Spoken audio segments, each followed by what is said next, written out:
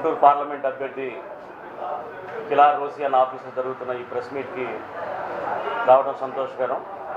నేను ఒకే ఒక విషయం మీ అందరికీ చెప్పదలుచుకున్నా.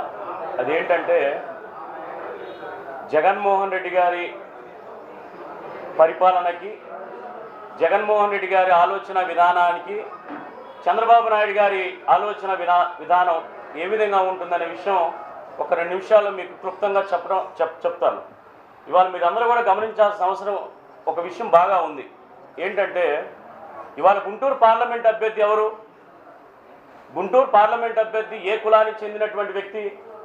గుంటూరు పార్లమెంట్ అభ్యర్థి ఒక కాపు కులానికి సంబంధించినటువంటి వ్యక్తి. ఇదే గుంటూరు పార్లమెంటు నువ్వు ఎవరికి ఇచ్చావు? నీ సామాజిక వర్గానికి ఇచ్చావు. 2, నర్సరావుపేట పార్లమెంట్ సంబంధించి అక్కడ యాదవులకు సీట్ ఇవ్వాలి, నర్సరావుపేటలో యాదవులు ఎక్కువ ఉన్నారని ముందు నుంచి చెప్తూ స్థానిక పార్లమెంట్ అభ్యర్థి ఉన్నప్పటికీ కూడా ఇచ్చిన మాట ప్రకారం నర్సరావుపేట పార్లమెంట్ని ఒక బీసీ అభ్యర్థి యాదవులకు ఇచ్చినటువంటి వ్యక్తి జగన్మోహన్ రెడ్డి. అక్కడ మీరు ఎవరిని పెట్టావు? మీ సామాజిక వర్గాన్ని పెట్టావు. మీరు బాగా అబ్జర్వ్ చేయాల్సింది. 3, ఇవాళ అదే మన మైలవరం చూసుకున్నట్లయితే మైలవరంలో తిరుపతిరావు యాదవ్ అని చెప్పేసి ఒక పేద వ్యక్తికి మరి అక్కడ జగన్మోహన్ రెడ్డి గారి సీట్ ఇస్తే అక్కడ మీరు ఎవరికి ఇచ్చారు సీటు? అక్కడ మీరు వసంత కృష్ణప్రసాద్ అని మీ సామాజిక వర్గానికి ఇచ్చారు సీటు.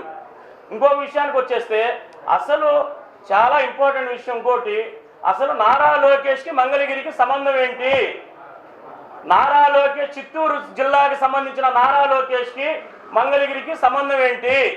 చేనేత వర్గానికి సంబంధించినటువంటి మంగళగిరికి నారా లోకేష్ ఉన్న సంబంధం ఏంటి? ఈ 4 చోట్ల కూడా మీ సామాజిక వర్గమే, మీ వేరే సామాజిక వర్గం లేదు. కానీ జగన్మోహన్ రెడ్డి గారు బీసీలకి, యాదవులకి, కాపులకి ఇచ్చారు. అంతేకాదు ఇంకొక సీటు కూడా మీకు ఉదాహరణ చెప్తా.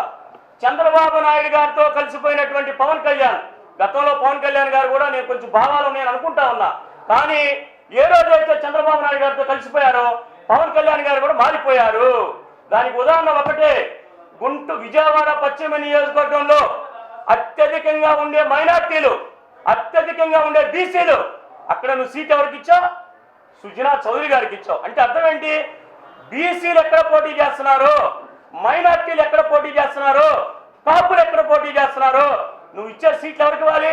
బీసీ మీద బీసీకి ఇవ్వాలి. కానీ నువ్వు అన్ని మీ సామాజిక వర్గానికి ఇచ్చుకుంటా. ఇది నీ నిజంగా ఇదేనా సామాజిక న్యాయం? దీన్ని సామాజిక న్యాయం అంటారా లేకపోతే ఇంకేమంటారని చెప్పేసి మీరందరూ కూడా ఆలోచించాల్సిన అవసరం ఉంది. మరి ఈరోజు గుంటూరు పార్లమెంట్ అభ్యర్థి అయినటువంటి కిలారి రోసే అన్న గురించి మరి ముఖ్యంగా పెమ్మసాని ఏదైతే పెమ్మసాని వ్యాఖ్యలు చేస్తున్నారో ఈరోజు మీడియా ముందుకు రావటం జరిగింది. పెమ్మసానిని ఒకటే అడుగుతూ ఉన్నాము. నేను ప్రతి రూపాయి వైట్ మనీ నేను 5,800 కోట్లు నేను నామినేషన్లో దాఖలు చేశానని చెప్తున్నారు. ఏదో నాకు డబ్బు ఉంది నేను చేసేస్తానని చెప్తున్నారు. రాజకీయంలోకి మంచి చేయడానికి వచ్చానని చెప్తున్నారు.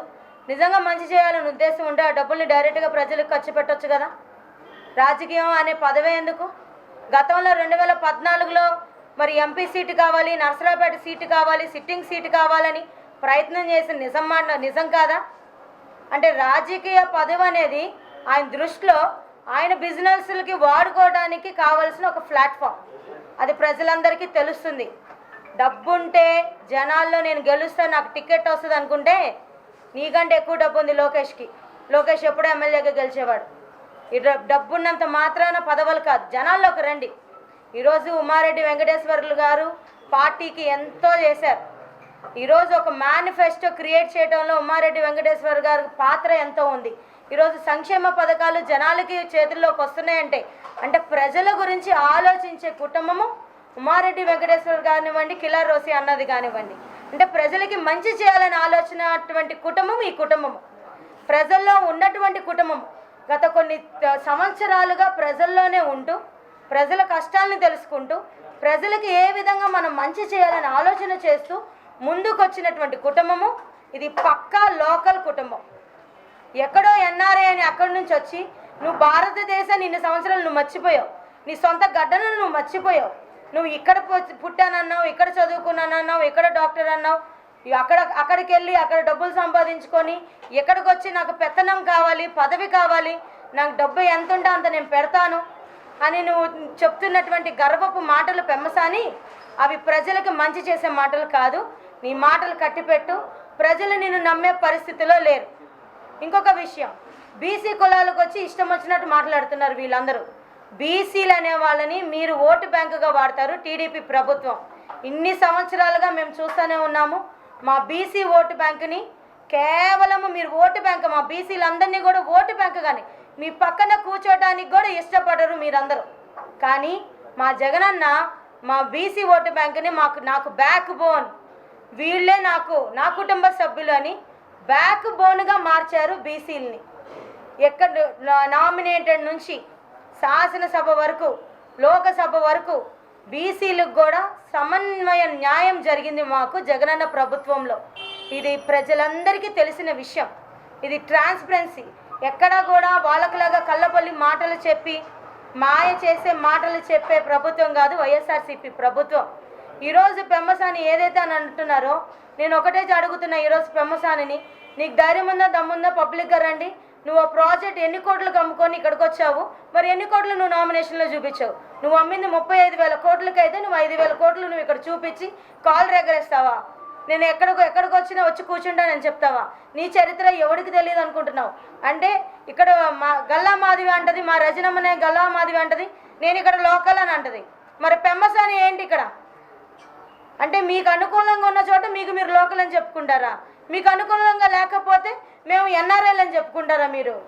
ఈరోజు చర్చనీయాంశం అయినటువంటి గుంటూరు పార్లమెంటరీకి సంబంధించి జాతీయ బీసీ సంక్షేమ సంఘం తరఫున బీసీలందరూ కూడా ఈరోజు వైఎస్ఆర్ కాంగ్రెస్ పార్టీ అధ్యక్షుడైనటువంటి జగన్మోహన్ రెడ్డి గారికి వెన్నుముకగా వ్యవహరించడం అనేది సంతోషకరమైనటువంటి ఒక వార్త.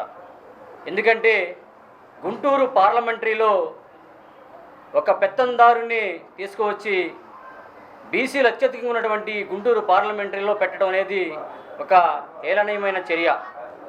ఎందుకయ్యా అంటే మరీ ముఖ్యంగా గుంటూరు పార్లమెంటులో రజక కమ్యూనిటీకి సంబంధించి 63,000 మంది రజకులు ఈరోజు ఉండడం జరిగింది.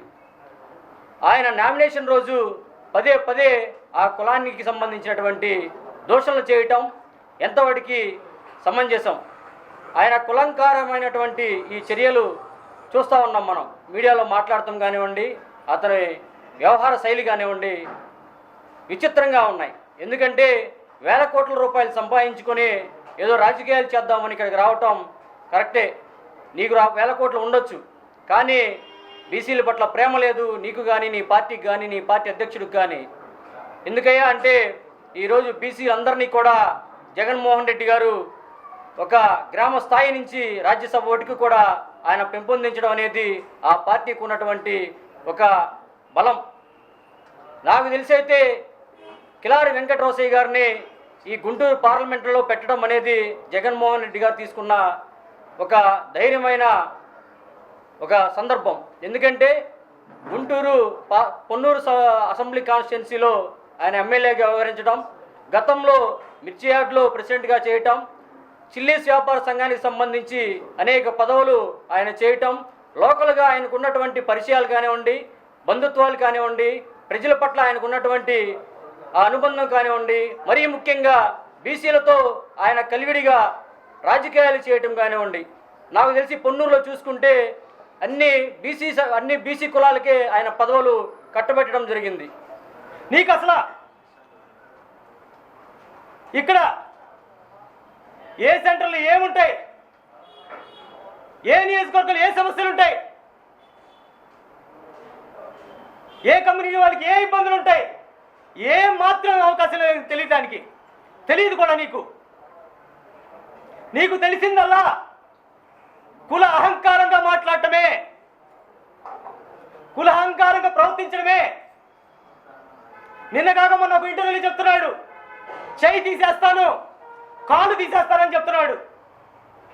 మరి ఇతను రాజకీయంగా సేవ చేయడానికి వచ్చాడా? ఈ గుంటూరు పార్లమెంటు గూండాగిరి చేయడానికి వచ్చాడా? రౌడీజం చేయడానికి వచ్చాడా అని చెప్పి ఈ తెలుగుదేశం పార్టీని, ఈ పెత్తందారైనటువంటి పెంబసాని చంద్రశేఖర్ని సూటిగా ప్రశ్నిస్తున్నా. నీ దగ్గర వేల కోట్ల రూపాయలుంటే పరిగెట్టుకుంటూ వచ్చి గుంటూరు ఎంపీ పదవికి వచ్చావు. రాజకీయాలకి డబ్బు ఒక్కటి ఉంటే సరిపోదు, క్యారెక్టర్ క్యాలిబర్ ఉండాలి. ప్రజలకి మంచి చేయాలనే ఒక హృదయం ఉండాలి. ఈరోజు వైఎస్ఆర్సీపీ పార్టీ తరఫున జగన్మోహన్ రెడ్డి గారు పార్లమెంట్ అభ్యర్థిగా మనలో, మన కుటుంబంలో ఒక సభ్యుడైనటువంటి, మన మధ్య పెరిగినటువంటి ఒక అన్నగా, ఒక సోదరుడిగా, ఒక తమ్ముడుగా ఉన్నటువంటి మన కిలారి రోసయ్య గారిని నియమించడం జరిగింది.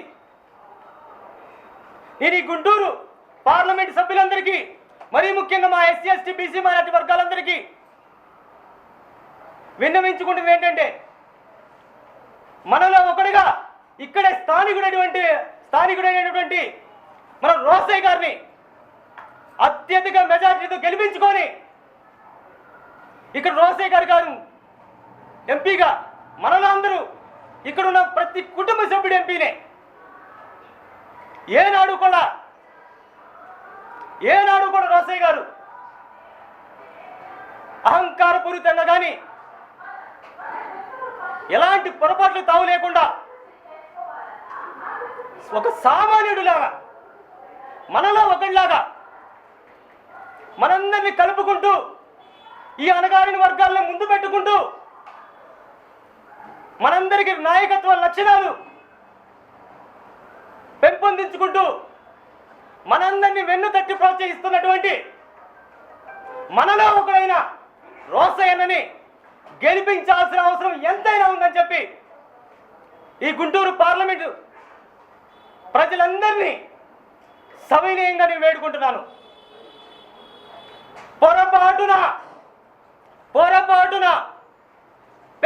పెమ్మసాని చంద్రశేఖర్ అనే ఒక డబ్బు అహంకారిని, ఒక కులహంకారిని గెలిపించుకుంటే అతన్ని కలవాలంటే ఓ హైదరాబాదు ఢిల్లీయో కాదు, అందరూ వీసా వేసుకొని ఫ్లైట్ టికెట్ వేసుకొని అమెరికా పోవాల్సిన పరిస్థితి వచ్చింది.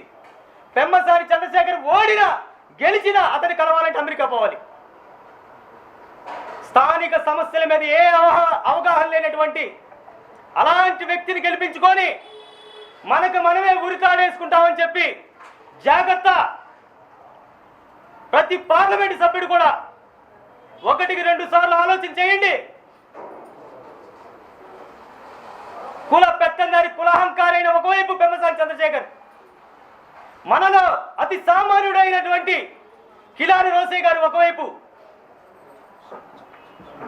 అర్ధరాత్రి కూడా మీకు సమస్య వస్తే అందుబాటులో ఉండే వ్యక్తి మన కిలారి రోసయ్య గారు. గెలిచిన తర్వాత ఎక్కడికో పారిపోదామని చూస్తున్నటువంటి పెత్తందారుడైన పెమ్మసాని చంద్రశేఖర్ వైపు ఆలోచన చేయండి. ప్రతి ఒక్క బీసీ కుటుంబ సభ్యుడు, ప్రతి ఒక్క ఎస్సీ ఎస్టీ బీసీ మైనారిటీ సభ్యుడు ఆలోచించాల్సిన సమయం అయితే వచ్చింది. అలాగే మహిళలు కూడా. కిలారి రోసయ్య గారు మీకు ఒక అన్నగా, ఒక తమ్ముడుగా, మీ ఇంటి బిడ్డగా మీకు ఎప్పుడు కూడా అందుబాటులో ఉంటాడు కిలారి రోసయ్య గారు. అతి సామాన్యుడు, పిలిస్తే పలికే వ్యక్తి. మరి అలాంటి వ్యక్తిని గెలిపించుకొని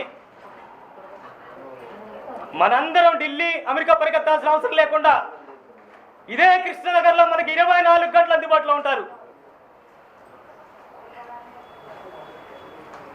మీకు మరీ చెప్తున్నాను, ఈ గుంటూరు పార్లమెంటు ప్రజలందరికీ, డబ్బుల మనిషి ఒకవైపు పెమ్మసాని, సామాన్యుడు ఒకవైపు కిలారి రోసయ్య గారు. ఆలోచన చేసి కిలారి రోసయ్య గారిని అత్యంత మెజారిటీతో ఈ Guntur parliament SC ST BC minority వర్గాలే గెలిపించాలి, గుండెల్లో పెట్టుకోవాలని చెప్పి మరొకసారి మీ అందరికి గుర్తు చేస్తున్నాను. జై బీసీ.